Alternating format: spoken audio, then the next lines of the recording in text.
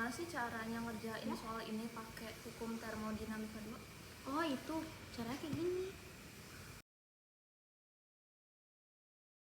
Assalamualaikum warahmatullahi wabarakatuh. Tabi pun. Halo semuanya, apa kabar? Perkenalkan nama saya Atika Kazia. Hari ini kita akan belajar pelajaran fisika tentang hukum termodinamika 2. Sebelum itu, mari kita berdoa bersama-sama.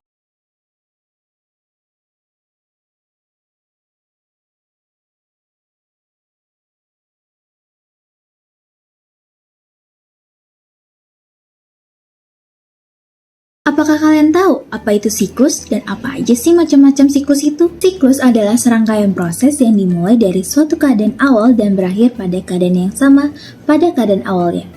Dan siklus ini dibagi menjadi dua. Ada siklus reversible, yaitu siklus yang dapat balik, dan siklus irreversible adalah siklus yang tidak dapat balik. Apa aja sih proses dalam siklus Carnot? Yang pertama ada pemuaian secara isotermik, dan kedua ada pemuaian secara adiabatik, dan ketiga ada pemampatan secara isotermik, dan keempat ada pemampatan secara adiabatik. Apa aja sih penjelasan siklus dalam mesin kalor Carnot?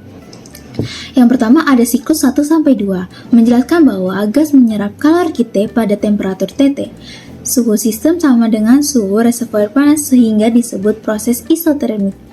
Dan kedua ada siklus 2-3, beban pengisap dikurangi sehingga gas memuai menurut proses adiabatik.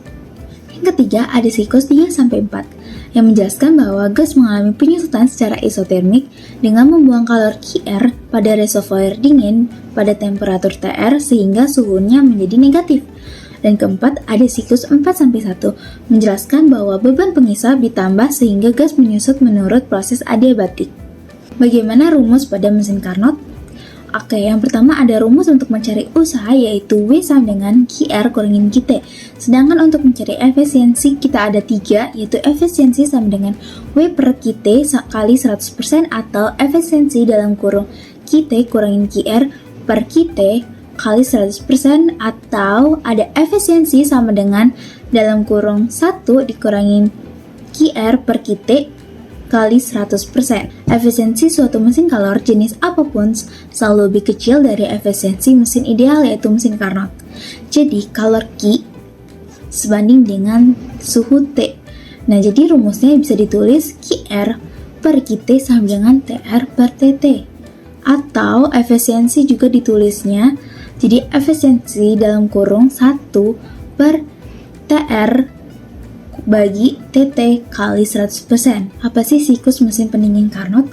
Jadi siklus mesin pendingin Carnot ini merupakan kebalikan siklus mesin kalor Carnot karena siklusnya reversible atau dapat dibalik. Jadi untuk menghitung suatu usaha pada mesin pendingin Carnot itu pakai rumus W sama dengan QT kurangin QR. Karakteristik pada mesin pendingin dinyatakan dengan koefisiensi performasi atau koefisiensi kinerja yang simbolnya KD. Ada pula rumusnya yaitu KD sama dengan QR bagi W sama dengan QR bagi QT kurangin QR.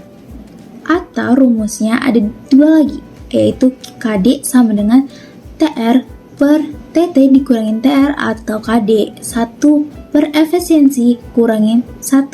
Setelah mesin pendingin Carnot, selanjutnya ada mesin pemanas Carnot. Kalor yang diambil dipindahkan ke dalam ruangan. Nah, karakteristik mesin pemanas ini dinyatakan dengan koefisiensi kerja yang simbolnya Kp dengan memiliki 3 rumus. Yang pertama ada Kp sama dengan QT per W sama dengan QT per QT kurangin QR. Atau yang kedua ada Kp sama dengan TT per TT kurangin TR. Nah, yang ketiga ini ada Kp sama dengan 1 per efisiensi mesin. Selanjutnya kita akan bahas entropi. Entropi ini dapat diartikan sebagai ukuran ketidakteraturan. Jadi dalam sistem tertutup, peningkatan jumlah entropi ini akan diikuti oleh penurunan jumlah energi yang sama. Nah, jadi semakin tinggi entropi, semakin tinggi pula ketidakteraturannya. Nah, entropi ini dibagi menjadi dua. Yang pertama ada entropi pada proses temperatur konstan, yang mana itu jika suatu sistem pada suhu mutlak T mengalami proses reversible dengan menyerap sejumlah kalor Q, maka kenaikannya itu akan menjadi delta S. Nah, rumusnya delta S itu sama dengan S2A kurangin S1 sama dengan Q per T. Nah, yang kedua ini ada proses temperatur berubah. Nah, entropi temperatur berubah ini pada prosesnya yang mengalami perubahan temperatur akan dituliskan delta S sama dengan S2 kurangin S1 sama dengan integral T2 T1 dq per T sama dengan integral T2 T1 MC dt per T. Delta S sama dengan MC IN dalam kurung T2 per T1. Apa sih bunyi hukum 2 termodinamika dan apa penjelasannya? Bunyi hukum 2 termodinamika yaitu kalor mengalir secara alami dari benda yang panas ke benda yang dingin. Kalor tidak akan mengalir secara spontan dari benda yang dingin ke benda yang panas tanpa dilakukan usaha. Nah, penjelasan tentang hukum 2 termodinamika yaitu 1. Tidak mungkin membuat mesin yang bekerja dalam satu siklus dan menerima kalor dari satu reservoir dan mengubah kalor itu semuanya itu menjadi usaha. Yang kedua, itu tidak mungkin membuat mesin yang bekerja dalam satu siklus dengan mengambil kalor dari reservoir yang mempunyai suhu rendah dan memberikannya ke reservoir suhu tinggi tanpa usaha dari luar. Nah, yang ketiga itu ada mesin yang bekerja di antara reservoir suhu TT dan reservoir suhu TR, memiliki efisiensi maksimum. Sekarang kita akan bahas contoh soal.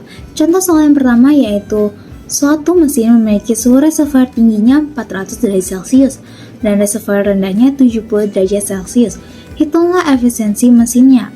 Nah, yang kita ketahui bahwa TT atau suhu tingginya itu 400 derajat Celcius, kita ubah menjadi Kelvin menjadi 673 Kelvin. Sedangkan TR atau suhu rendahnya itu kita ubah dari 70 derajat Celcius menjadi 343 Kelvin. Nah, kita masukkan ke dalam rumus efisiensi. Efisiensi sama dengan 1 dikurangi TR per TT kali 100%. Nah, kita masukkan yang TR itu yang paling kecil atau paling rendah, yaitu 343 per 673 dikali 100. Jadi efisiensinya itu 330 per 673 dikali 100% menghasilkan 49%. Oke, kita akan membahas contoh soal yang kedua. Soal yang kedua yaitu suatu sistem menyerap kalor sebesar 20 kJ pada suhu 220 derajat Celcius. Berapakah perubahan entropinya? Nah, di sini Q sama dengan yang kita ketahui bahwa Q-nya itu 20 kJ, kita ubah menjadi J yaitu 20.000 J atau 20.000 Joule. Sedangkan suhunya dari 220 derajat Celcius kita ubah jadi Kelvin menjadi 500 Kelvin. Nah, rumusnya delta S sama dengan Q dibagi T. Nah, Q-nya itu kita masukin 20.000 dibagi 500. Jadi ditemukan delta S atau perubahan entropinya adalah 40 Joule per K. Oke, kita akan membahas soal yang pertama yaitu perhatikan siklus suatu mesin pada gambar berikut. Berdasarkan gambar, mesin melepas kalor sebesar bagaimana? Kalian sudah menemukan jawabannya belum? Nah, diketahui bahwa QT itu 6000 Joule dan TT itu 468 Kelvin dan juga TR 312 Kelvin. Nah, yang kita tanya itu adalah QR-nya.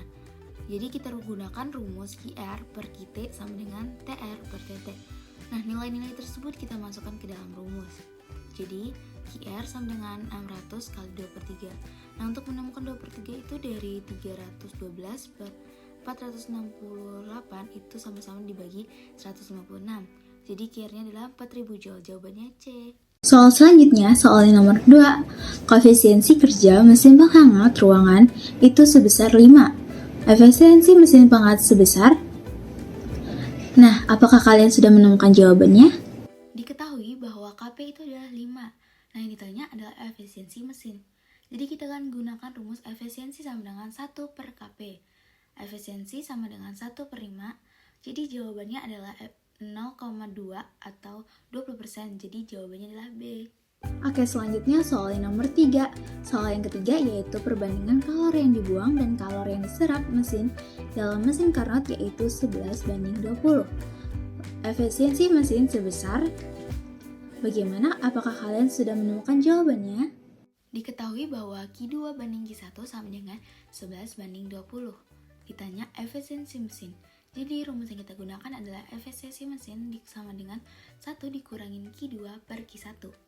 Efisiensi mesin sama dengan 11/20. Nah, untuk menyamakan penyebut, jadi 20 per 20 dikurangin 11 per 20. Efisiensi mesinnya adalah 9 per 20 atau hasilnya 0,45 atau 45%. Jadi jawabannya yang C. Soal yang keempat yaitu efisiensi mesin Carnot sebesar 30%. Jika suhu pada reservoir suhu tingginya 227 derajat Celcius, maka suhu pada reservoir rendahnya adalah... Nah, jawabannya berapa nih? Diketahui efisiensi mesinnya itu adalah 30%, jadi kita ubah menjadi 0,3. Nah, T1-nya itu 227 derajat Celcius, kita ubah menjadi Kelvin, menjadi 500 Kelvin. Yang ditanya adalah T2. Nah, kita gunakan rumus efisiensi sama dengan 1 dikurangin T2 per T1. 0,3 sama dengan 1 dikurangin T2 per 500. 0,3 sama dengan 500 dikurangin T2 per 500. Nah, 0,3 kali 500 sama dengan 500 dikurangin T2. Jadi jawabannya 150 sama dengan 500 kurangin T2. Nah, T2 itu 500 kita kurang dengan 150. Nah, T2 hasilnya adalah 350 Kelvin atau 77 derajat Celcius. Jadi jawabannya yang D. Soal yang kelima yaitu sebuah mesin Carnot menyerap energi sebanyak 6000 Joule dari reservoir suhu tinggi. Mesin membuang kalor 2400 ke reservoir suhu rendah. Jika suhu pada reservoir tinggi 920 derajat Celcius, suhu pada reservoir suhu rendah adalah... Berapa nih kira-kira jawabannya? Diketahui kalau Q1-nya adalah 6000 Joule dan Q2-nya 2400 Joule.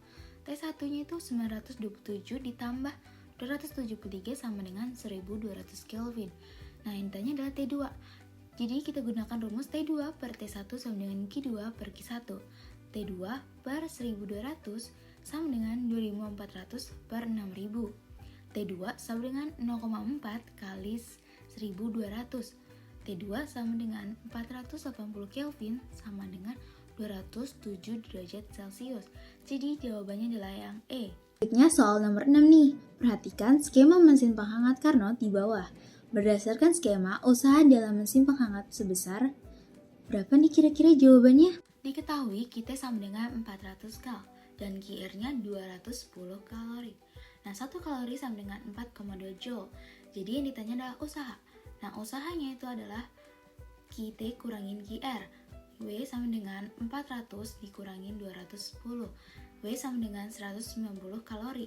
Nah, kita kali dengan 4,2, jadinya 798 Joule. Jawaban C. Nomor 7 yaitu suatu sistem pada suhu 127 derajat Celcius menyerap kalor sebesar 3,2 mJ jika entropi awal sistem itu 1700 J per K, entropi akhir sistem sebesar...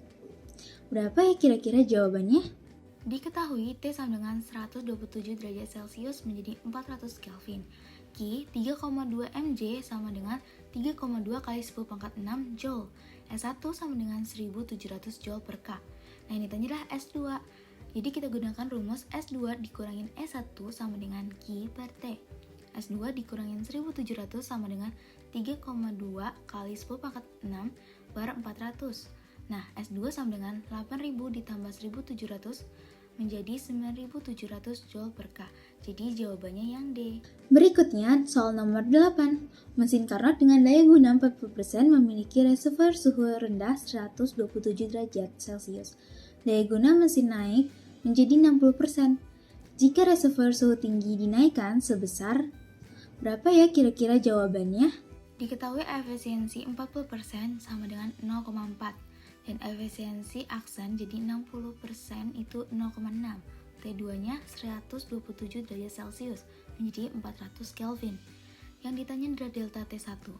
Kita gunakan rumus delta T1 sama dengan T2 dalam kurung efisiensi aksen dikurangin efisiensi per 1 kurangin efisiensi 1 kurangin efisiensi aksen. Jadi kita masukkan ke dalam rumus. Jadi delta T1 itu menjadi 400 dalam kurung 0,6 kurangin 0,4 per 1 kurangin 0,4 kali 1 kurangin 0,6. Delta T1 menjadi 400 dalam kurung 0,2 per 0,6 kali 0,4. Delta T1 sama dengan 400 dikali 0,2 per 0,24. Delta T1 menjadi 400 dikali 0,8333. Jadi hasilnya adalah 333,32 K. Jadi jawabannya yang B. Soal selanjutnya, soal nomor 9. Sebuah mesin Carnot mengambil kalor pada reservoir tinggi sebanyak 1050 Joule. Mesin tersebut memiliki suhu reservoir tingginya 420 derajat Celcius dan suhu reservoir rendahnya 27 derajat Celcius. Usaha yang dilakukan mesin tersebut sebesar berapa nih kira-kira jawabannya?